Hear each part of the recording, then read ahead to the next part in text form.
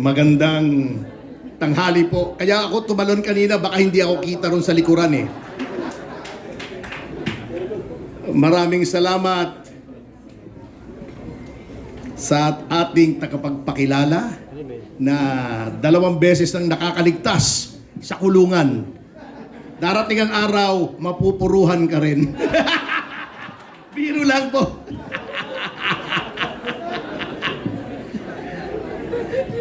By the way, Kaselis, kinuha mo yung kodigo ko. Hindi ako makapag-umpisa. Nais ko ring magpasalamat sa aking kaibigan at political mentor na si dating congressman, dating kalihim, Jing Paras. Yan po. Siya ang may pasimuno nito dahil sa kanyang pagmamahal sa ating bayan. Hindi na niya matiis ang ginagawa sa ating mga Pilipino. At siya rin po ang aking senador sa 2028. Alam niyo po, kesa naman kung sino-sinong mga kolokoy ang naroroon, eto na, abogado, dating congressman, dating secretary, undersecretary, malawak ang karanasan at may pagmamahal sa bayan. Yun pa, romantiko. Tanong natin, wag na nating banggitin. Baka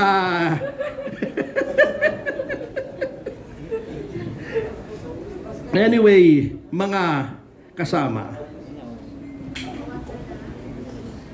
alam nyo po, nais ko lang banggitin sa ngayon, itong sinasabi sa Biblia, sa Ecclesiastes sa 3, sapagkat sabi po sa Biblia, kanya-kanyang panahon yan. Panahon para mabuhay, para mamatay, para magtanim, para mag-ani. Ngunit ang mga panahong ito, mga kasama, ay panahon upang magalit, panahon upang kumilos, at panahon upang manindigan. Bakit ko sinasabi ito? Tingnan niyo po ang kalunos-lunos na sitwasyon ng ating bayan. Ang unang-una po nating suliranin ay lawlessness. Hindi po ginagalang ang batas. Bakit ko nasabi yan? Unang-una, yang doktrinang Bendalo ay parang na-institutionalize na. Tignan nyo na lamang ang nangyayari. Yung kay Tatay Digong, kita nyo naman, yun ang pangunahing ehemplo ng Bendalo. Bakit? Nakalagay na sa saligang batas, no person shall be deprived of life, liberty, or property without due process of law. Pinakamataas na batas ang saligang batas. Alam po nating lahat yan, kahit nang hindi abogado. Anong ginawa ng administrasyon na ito? Ginamit nila para i-justify yung pag-kidnap kay Tatay Digong, yung Act of Congress defining crimes against humanity na meron daw dong surrender. Sabi ko, ano bang mas mataas? Act of Congress o Konstitusyon? Kahit anong nakalagay sa isang batas that is subject to the limitations of the Constitution, especially the Bill of Rights, which is a limitation on the powers of government, kailangan pa rin ang due process. Hindi basta pwede mong kunin yung isang tao, ilagay mo sa eroplano, ilipad mo sa ibang bansa. At ano yung due process na yon? Nakalagay naman sa batas. Yan ang extradition law, kung saan dapat kung merong nais i-extradite, mamamayan man o banyaga na narito sa Pilipinas, dapat dumaan sa proseso sa korte ng Pilipinas. Sa korte ng Pilipinas, hindi korte ng ibang bansa, and definitely not the International Criminal Court. Bakit? Sapagkat ang Pilipinas, katulad ng lahat ng bansa, ay may soberanya, sovereignty. Anong ibig sabihin ng sovereignty? May kasarinlan tayo, hindi pwede tayong diktahan ng ibang bansa. By saying na yung warrant ng ICC, na questionable pa nga, ay valid dito sa Pilipinas na hindi dumadaan sa korte natin. At ang Interpol ay hindi pwedeng pahindian na mali po. Sapagkat tignan nyo ngayon mismo, sa mismong website ng Interpol nakalagay, lahat ng proseso ng Interpol ay subject to domestic law, yung batas ng bansa kung saan pinapatupad yung process ng Interpol. Ano pong nangyari? Naging katawa-tawa tayo sa buong mundo. Ang Amerika po may batas. Kapag ang aking mamamayan ay kinuha nyo at dinala nyo sa Hague, lulusubin namin kayo ng armed forces namin. Kukunin namin yung mamamayan namin. Ganyan po ang bansang may paninindigan sa soberanya. Noon nga pong huling mga administrasyon, yung ating mga mamamayan kinukulong sa ibang bansa, sa Saudi, sa Singapore. May kasalanan na yon, convicted na yon doon sa ibang bansa. Binabalik pa natin dito. Ito dating Pangulo, ibinibigay mo sa banyaga. O anong nangyari ngayon? Dahil sa pangyayaring yan, lahat ng institusyon ay hindi na ginagalang ang batas. Yung si Boying Remulla, sinasabi na kapag mayroong kaso ay hindi pwedeng i-appoint bilang ombudsman. Anong ginawa nila? Yung mismong memorandum ng ombudsman na nagsasabing kapag nag-file ka ng kaso sa ombudsman, automatically docketed, iniba nila para lang ipilit, isaksak, isalaksak sa bagang ng ombudsman ang appointment ni Boying Remulla. May umimik ba na miyembro ng JBC, including the IBP? Wala po. Ang mga taong dapat nagtatanggol sa hudikatura, sa mga appointments, sa judiciary at sa ombudsman, walang imik. Ganyan po binibend the law. So, yan pong ginawa nila kay Tatay Digong. Baka akala nyo walang epekto yan sa ordinaryong mga pulis natin. Yung mga kaibigan kong pulis ngayon, sinasabi, ay ayaw na namin pong manghuli ng adik. Baka matulad kami kay Tatay Digong. Yan ang psychological effect ng ginagawa nila. Yan ang problema. That's number one. Number two, masamang sitwasyon ng ating bansa ay ang pagsikil ng freedom of expression. Ayan na, number one example, si Mr. Celis. Kapag hindi nila gusto ang iyong sinasabi, ididimanda ka. Ayan. Yung mga nagsusumbong ng katiwalian, sila ang dinidemanda sa halip na imbestigahan ang mga isinusuplong. Sino pa ngayon ang magsusumbong? Di ba? Ayan, si Laila de Lima, yung pinakamagandang babae sa balat ng lupa. Totoo naman bakit ang daming nalolokong lalaki sa kanya kung di siya maganda? Ayun naman,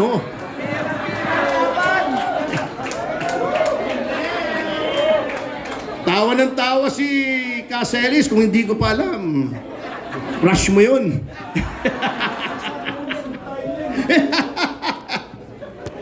Sa halip na siya bilang mambabatas ay mag-initiate ng investigasyon dito sa Maleta, dinimanda niya yung nagsusumbong ng Maleta. Yang si Rizon Tiveros. Ang dakilang retokada. Can you imagine, nung 2022, nag-file yan ng bill sa Senado to decriminalize libel. Documented yan. Pagkatapos, ngayon, nung sinabi na Batikos, ang dami niyang dinimanda ng libel. Hindi ba? Hypocrisy of the highest level yan. Yan ang ginagawa. Ang daming demanda ngayon. Ngayon lang ako nakakakita ng napakaraming demanda na mga mamamahayag, even ordinary citizens. Si Mike Defensor, yung dahil sa 18, pinatatawag sa makalawa sa NBI. Hindi ba pananakot yan? Yang Gabriela, can you imagine ang kapal ng mukha nitong mga taong ito? Women's Month ba? Ginagalang natin ng mga babae pero ginagamit nila yung Women's Month eh. Yan ay kabastusan din kung gagamitin mo as a prop. Sumulat sa stasyon namin. Dapat daw patigilin kami sa pagbabati ko sa Gabriela. Ano nangyari sa freedom of expression, which is one of the most fundamental rights in a republican and democratic system? Yan po ang nagiging problema natin. Okay, pangatlo. Siyempre, hindi na natin kailangan pagkahabaan ito. Corruption. Not only corruption, sapagkat yung corruption, lagi namang meron yan eh. Even in the best of countries, meron. Pero, dapat, kung may anomalya at may skandalo, to retain the trust of the people in government, iniimbestigahan, at hindi lang iniimbestigahan honest to goodness, yung sincero, hindi yung bukang bibig, hindi pabalat bunga, hindi pakitang tao, hindi maggagawa ka ng ICI na independent, pero kapag anak mo na ang haharap, behind closed doors na. Pagkatapos, natatawa pa ako eh. Etong spokesman ng Malacanang. Nandito yata yung pinsan nitong spokesman ng Malacanang, di ba si attorney, deputado? Di ba nandito? Eto, di ba half cousin niyo yung spokesman ng Malacanang? Yun naman, si attorney, deputa.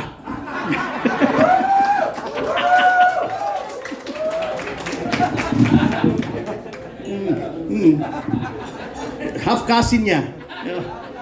Anyway, can you imagine yung sitwasyon na yan?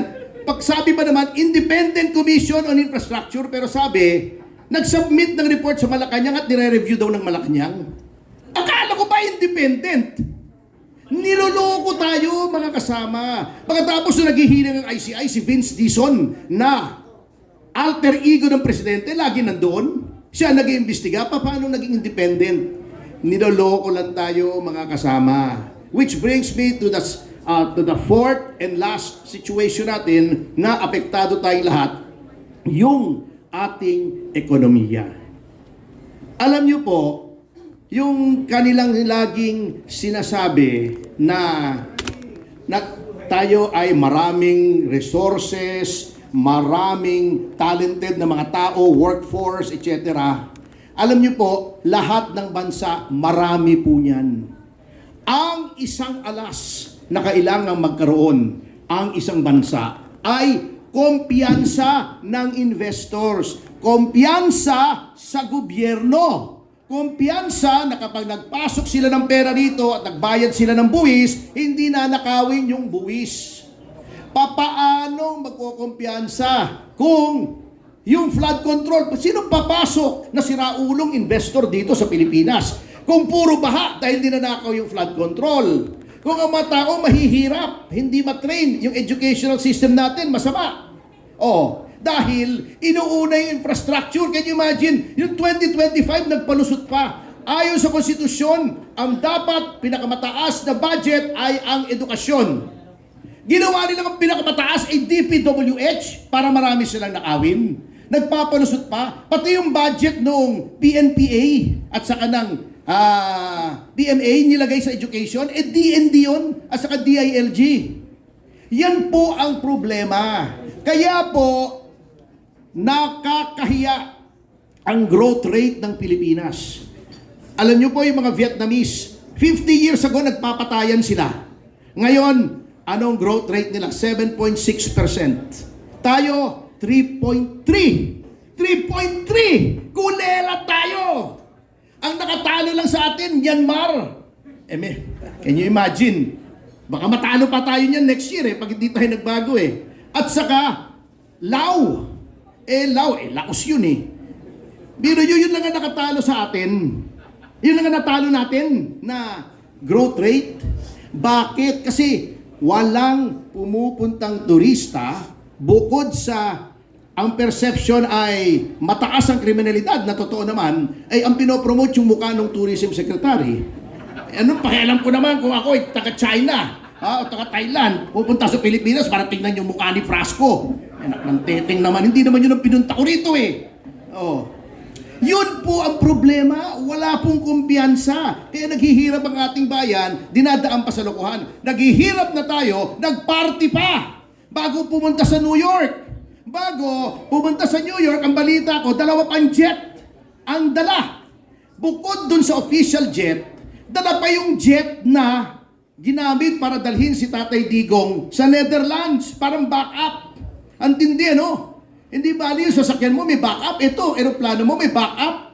At ang nagtanong ako sa mga kaibigan ko sa aviation industry, 31 million daw bawat eroplano ang gastos. Can you imagine? Ang mga tao, hirap na hirap, ang taas ng presyo ng gas. Gagastos ka ng ganoon para lang 2 eroplano mo sa luho mo. Yan po ang insensitiveness ng government. Yan po ang mabigat. Ngayon, ang problema, delikado po tayo ngayon. Sinasabi ko, baka hindi nare-realize ng Malacanang yan. Sapagkat ano bang sitwasyon ngayon overall? Ang daming galit na mga kababayan natin. Ang daming galit. However, yung mga usual na napagsusumbungan nila, yung House, mas inuuna pa yung impeachment kaysa mag-imbestiga ng anomalya. Yung Senado, hindi pa nakakausap yung Marines. Wala na daw. Hindi na daw credible, sabi ni Ping Lacson. Paano kung magsusumbong yung Blue Ribbon Committee chairman mo, hinusgahan na yung testimony ng 18. Hindi pa nga humaharap. At saka si Ping Lacson, tinatanong ni Marcoleta yung witness, siya sumasagot. Saan ka tatakbo? Yung ombudsman, tuta nila. I'm not miss words here. Tuta nila yun. Obvious naman eh. Meron ba magsasabing? Meron ba naniniwala na si Remulla hindi tuta ng Malacanang? Kung meron dito naniniwala, meron akong tulay ibebenta sa inyo. Mura lang sa tabi ng Malacanang. Yung COMELEC, ganun din. Yung mga talagang nanalo, ayaw iproklama. Yung gusto nila, ang pinoproklama, yung Duterte Youth. 2.3 million votes, 3 seats. Anong nilagay? Gabriela. Yung kalaban ni Abante. Panalo yung kalaban ni Abante. Si Abante nilagay. Yun po ang mabigat. Sapagkat, kapag ang pakiramdam nating mga Pilipino, wala na tayong mapuntahan, parang tubig yan eh. Parang dam yan eh. Pag wala na mapuntahan, naiipon ng tubig, sasabog po yan. Mga kasama, ayaw naman natin yan sapagkat ayaw natin ng dahas. Gusto natin sa 2028 ay mapalitan ang pamahalaan. Kaya mga kasama, wag po tayong papayag na dayain po tayo sa 2028. Dapat sa sobrang lakas natin, kahit anong pandaraya, ay hindi kayang talunin. Yan po ang pakay nitong kampilan. Dapat overwhelming, parang flood control, parang baha. Pagka napakalakas na ng baha, bago sila naman ay substandard, ay hindi nila kayang pigilin yung baha. Kaya sa magtatapos mga kasama, alam niyo na po, yung problema ng ating bayan ay maari ko ba kayong anyayahan ng isang panalangin? Itong panalangin na ito po ay panalangin ng mga taong bayang inaapi sa ating Ama sa Langit na humihingi po ng tulong laban sa mapang-aping pamahalaan. Maaari ko bang pakiusapan lahat na tumayo? At samahan po ako sa panalangin na ito. Maiksi lamang po ito. Ito ay Salmo 109.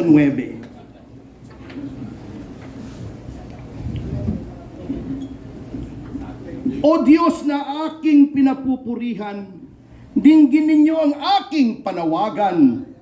Dahil ako'y pinagbibintangan ng mga sinungaling at masasamang tao. Nagsasalita sila ng kasinungalingan laban sa akin. Sinisiraan nila ako at sinusugod ng walang dahilan. Kapag nakikipagkaibigan ako sa kanila, ay kinakalaban pa rin nila ako. Sa kabutihang ginagawa ko sa kanila, masama ang ginaganti nila. At sa aking pag-ibig, ibinalik nila'y galit. Maghanap tayo ng masamang tao na kakalaban sa kanya, sabi nila. at magsampa ng kaso sa hukuman laban sa kanya. At kapag hinatulan na siya, lumabas sana na siya ay may kasalanan at ituring din na kasalanan ang kanyang mga panalangin. O Ama, mamatay na sana siya agad at ibigay na lang sa iba ang katungkulan. Ulitin po natin, mamatay na sana siya agad at ibigay na lang sa iba ang katungkulan niya. Nakasulat po yan sa Biblia, hindi po aking mga salita yan. At nang maulila ang kanyang mga anak at mabiyuda ang kanyang asawa, maging palaboy sana at mamalimos ang kanyang mga anak at palayasan sila kahit na sa kanilang ginibang tahanan. Kunin sana ng kanyang pinagkakautangan ng kanyang mga ari-arian at agawin ng mga dayuhan ang kanyang pinaghirapan. Huwag sanang maawa sa kanya at sa naulila niyang mga anak kapag namatay na siya. Mamatay na sana ang kanyang mga angkan upang sila'y makalimutan na ng susunod na saling lahi. Huwag sanang patawarin at kalimutan ng Panginoon ang mga kasalanan ng kanyang mga magulang at mga ninuno at lubusan na silang makalimutan sa mundo. Amen. Yan po ay mga salita ng Diyos, hindi ko po salita yan. Oo. Salmo 109. Oo. Ulitin natin yung isang parte. Mamatay na siya agad! At ibigay na lang sa iba ang katungkulan niya. Maraming salamat po. Mabuhay po kayo, Attorney Ferdinand Topacio. Please